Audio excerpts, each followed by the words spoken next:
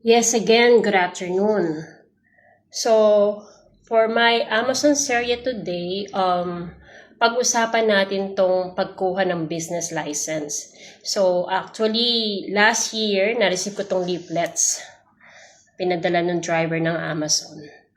So, dito, ang DET, yung government, nakipag-collaborate sa Amazon. So, yan.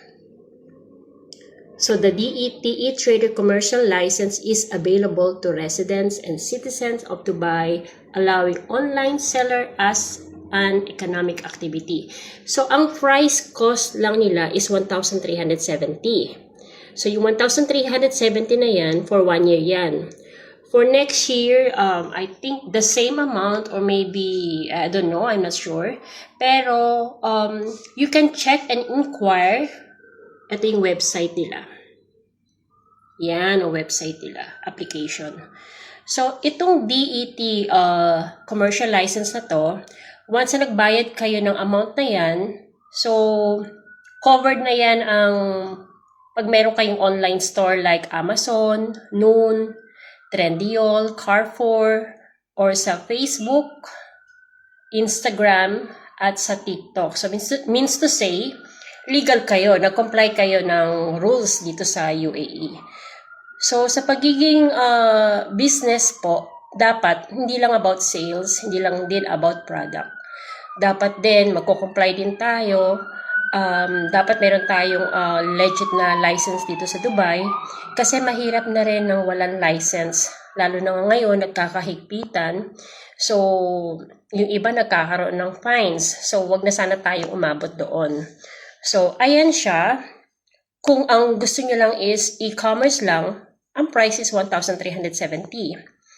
Ngayon, kung gusto nyo naman na marami pa kayong gustong idagdag na category or something, meron namang free zone tsaka mainland business license na tawag doon. So, marami namang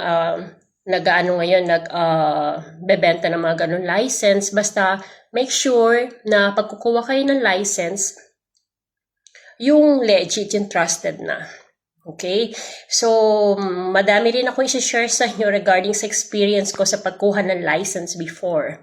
So, dapat maging smart kayo, magtanong kayo, lahat ng question doon sa nag-aalok sa inyo ng license, tanungin nyo.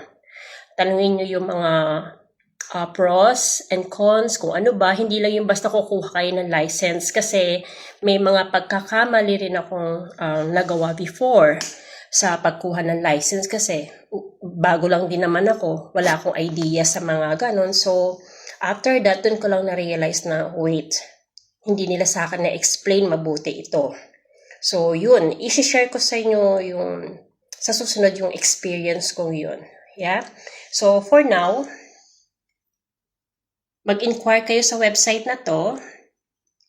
Actually, nag-share ako sa sa Facebook feeds ko about DET kasi nga nag-collaborate sila sa Amazon. So, pwede kayo mag-inquire dito. So, that's it for now. Please like and follow po. Thank you!